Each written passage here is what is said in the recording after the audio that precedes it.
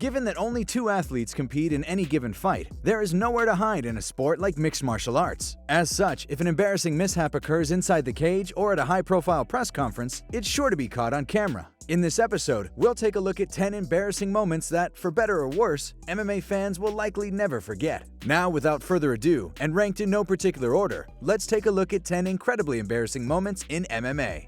Number 10. Forrest Griffin's awkward UFC 148 behavior. Tito Ortiz and Forrest Griffin took part in one of the most competitive trilogies in MMA history. Sadly, though it produced 3 excellent fights, the feud is best remembered for the incredibly awkward interview following their third encounter at UFC 148. That evening, after a hard-fought scrap, Griffin bolted from the octagon before the official decision was even announced, thinking he had lost the fight. As a result, Dana White was forced to chase the former Ultimate Fighter winner and coax him back into the cage. You brought him back into the cage. What did you say to him?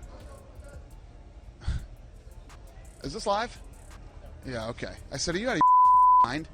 What are you doing? You leave the octagon before the decision is called in the fight that you want? Are you out of your mind? Of course, things would only get stranger from there. After Griffin was declared the winner via unanimous decision, he seized the mic from Joe Rogan and decided to interview the man he had just defeated. What should have been a heartfelt send-off for Tito Ortiz, who was competing for the last time in the UFC, turned into an awkward exchange. The whole post-fight ordeal was cringeworthy, and certainly not one of Griffin's finer moments. If you're bucking for Joe Rogan's fucking job, it isn't going to happen. That's Joe's job. Leave the microphone alone until Joe comes over and talks to you. Number 9. Yoel Romero has an accident on the canvas. At UFC Fight Night 35, the Soldier of God Yoel Romero picked up an impressive TKO win over Derek Brunson. However, despite earning Fight of the Night honors, it wasn't the hard-fought contest that had people talking. Though it's not entirely clear when it occurred, by the second round, the Soldier of God had soiled himself at some point during the contest. Between the stains on the canvas and Romero's shorts, the evidence was unfortunately overwhelming. Of course, the former middleweight contender denied the allegations, claiming it was sweat. Either way, there's nothing to be ashamed of. After all, as the old adage goes, shit happens. Number 8. Dennis Hallman wears a Speedo. Despite having 2 victories over Matt Hughes and 53 wins as a professional, Dennis Hallman will forever be remembered as the guy who wore the Speedo. At UFC 133, after losing a bet, Hallman showed up in some very revealing clothing for his clash with Brian Ebersol. His choice of attire would even prompt the crowd to start chanting for him to put some clothes on. Worse still, during the bout, a little too much of Hallman was briefly exposed. While the UFC generally encourages fighters to go balls out in the cage, it's meant in a far less literal sense. The shorts on Dennis Hallman being a thing of not, that was disgraceful, would you say? I mean, how did you feel about that? I'd call it disgusting. That was disgusting. It will never happen again, I can guarantee you that. Fortunately, fans weren't subjected to the unfortunate wardrobe choice for long, as Ebersol secured a first-round TKO victory. Number 7. Gray Maynard knocks himself out.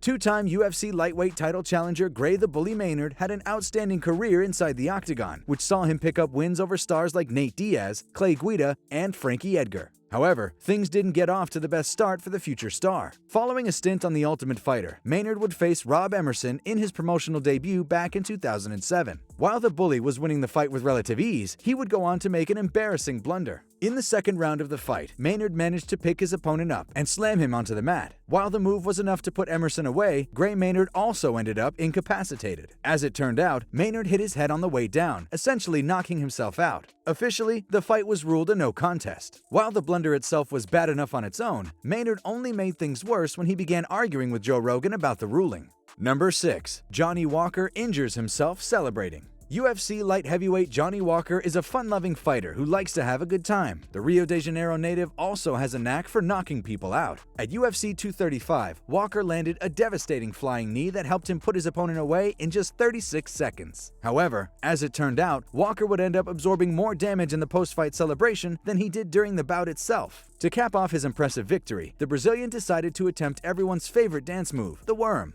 Unfortunately, while trying to wiggle his way around the canvas, Walker ended up dislocating his shoulder. In just a few short moments, Walker had gone from producing a highlight reel knockout to suffering the most ridiculous injury in UFC history. Number 5. ROUSIMAR PALHARES celebrates too early. Brazil's ROUSIMAR PALHARES is one of the sport's most controversial competitors. The welterweight was fired from both the UFC and World Series of Fighting for refusing to release submission holds after the fight was stopped. Ironically, for a man who was often criticized for continuing after the contest had concluded, his most embarrassing moment involved an instance in which he stopped fighting too soon. At UFC 134, the Brazilian submission specialist went head-to-head with Dan Miller. In the closing moments of the first round, Palhares had his opponent in a compromising position and appeared to be on his way to earning a TKO victory. However, before the referee halted the action, for reasons that aren't exactly clear, Palhares let up and began to celebrate. In an awkward exchange, after scaling the cage, the ref spoiled the celebration by informing the overzealous competitor that the fight was still underway. Palhares would end up getting his hand raised, but his embarrassing miscalculation forced him to fight an additional 2 rounds and earn a hard-fought decision instead of an early TKO win. Number 4. Anderson Silva gets KO'd while taunting. Anderson the Spider Silva is the longest reigning champion in UFC history and a surefire future Hall of Famer. That said, his historic reign ended in a rather embarrassing fashion. An expert in mental warfare, the elusive Silva would often taunt opponents and make them miss with their best strikes. Of course, during his UFC 162 bout with Chris Weidman, the Spider's tendency to mock his adversaries cost him dearly. That evening, the Brazilian striker decided to let his guard down and invited Weidman to come forward. While Weidman missed with the first few strikes, the New Yorker eventually caught the champ with a big left hand that knocked him senseless. Silva's showboating made him look foolish and resulted in a humiliating knockout. It was an unflattering end to one of the sport's most remarkable runs. Number 3. The NSAC frantically tries to pick up spilled ice. One of the most hilarious moments ever captured in a UFC octagon occurred during a UFC 109 preliminary bout between Melvin Guillard and Jonis Torres. In between rounds, the ice bag that Torres' corner used to cool him off suddenly burst and spilled onto the canvas. Unfortunately, the team designated to handle the spill had a hard time dealing with the situation. While trying to remove the ice, the staffers knocked over the bucket they were trying to put it in. Of course, it was Joe Rogan's commentary that really made the situation memorable. Oh no, this is good. Look at that. They knocked the bucket over. This is the Three Stooges. What are you freaks doing? Yeah, Being still spilled ice. inside the octagon. There's still too much. Get back in there. You're not done. The infamous ice incident was embarrassing for the UFC staffers, but remains some of Rogan's best comedic work as a commentator. Number 2. Conor McGregor disses Jeremy Stephens. The notorious Conor McGregor's sharp tongue is one of the reasons he's become MMA's biggest draw. At a UFC 205 press conference, the Irishman used his next-level trash-talking skills to produce one of his most memorable lines. With several top fighters on stage, a member of the press asked McGregor who among them would give him the toughest time in the cage. Before he could answer, Jeremy Stephens interjected, claiming he would be the Notorious One's most dangerous potential opponent. Right here, the hardest hitting 145 pound, the real hardest hitting 145er right here. This guy TKOs people. When I knock people out, they don't fucking move. Wanting to point out the drastic difference in terms of star power between Stephens and himself, McGregor fired back by saying this. Who the fuck is that guy? Who the fuck is that? The simple phrase put Stephens in his place and became a part of MMA lore.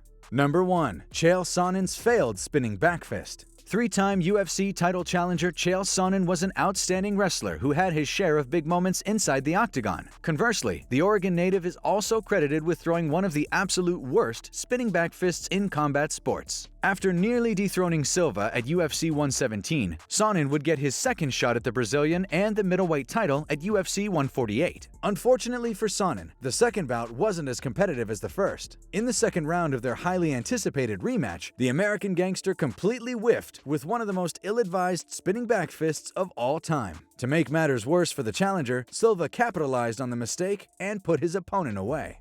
As always, if you guys enjoyed the video, please be sure to let me know by leaving a like and subscribing to our channel. Apart from that, thanks so much for watching, and we'll see you on the next one.